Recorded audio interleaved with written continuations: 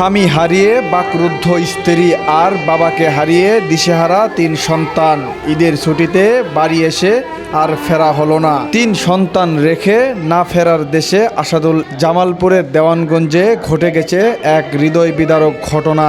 ঈদের ছুটিতে পরিবারের সঙ্গে সময় কাটাতে ঢাকা থেকে নিজ বাড়িতে এসেছিলেন আসাদুল ইসলাম, কিন্তু সেই ছুটি শেষ হওয়ার আগেই না ফেরার দেশে চলে গেলেন তিনি। নিহত আসাদুল ইসলাম দেওয়ানগঞ্জ উপজেলার পাররামরামপুর ইউনিয়নের পূর্ব ভাতখাওয়া গ্রামের মহল মণ্ডলের ছেলে। তিনি পরিবার নিয়ে ঢাকা মানিকনগরে বসবাস করতেন। জানা যায় সোমবার সকালে নিজের ধান খেতে কাজ করতে যান আসাদুল ইসলাম, সঙ্গে ছিলেন তার বাবা ও ভাই। এ সময় প্রচন্ড গরমের মধ্যে হঠাৎ মাথা ঘুরে মাঠে লুটিয়ে পড়েন তিনি। পরে স্বজনরা দ্রুত তাকে বাড়িতে নিয়ে এসে প্রাথমিকভাবে পানি দেন। অবস্থার অবনতি হলে হাসপাতালে নেওয়ার পথেই সকাল আনুমানিক 10টার দিকে তার মৃত্যু হয়। হঠাৎ এই মৃত্যুতে পরিবারে নেমে এসেছে সুখের ছায়া।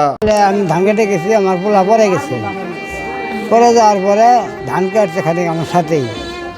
কাটার পরে উনি মনে করে যে গরম ধরে গেছে, ছটপট করে পরে গলা মানে বাড়ি যাও, বাড়িতে কোনটা খাওয়া যা আসি হলো পরে। তো তখন কর না বাচ্চা দেয় না, পানি খেলাম। পানি খাওয়া পানি নিয়ে এসে দিল, আমার মাও পানি এনে দিল। পানি খেলে খাওয়া দাওয়া করলে আমার মাথা বেল বেলছে। মাথা জ্বালা পরে ফির করে আমার বুক বেল বেলছে।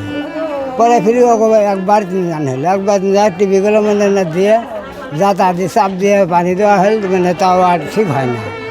নাতে পরে গাড়ি একটা ডাক দিয়ে নিয়ে আসি, পরে গাড়ি তুলে বাড়িতে নিয়ে আসি, মানে পরে ডাক্তার 3 দুটো মেয়ে একটা ছেলে।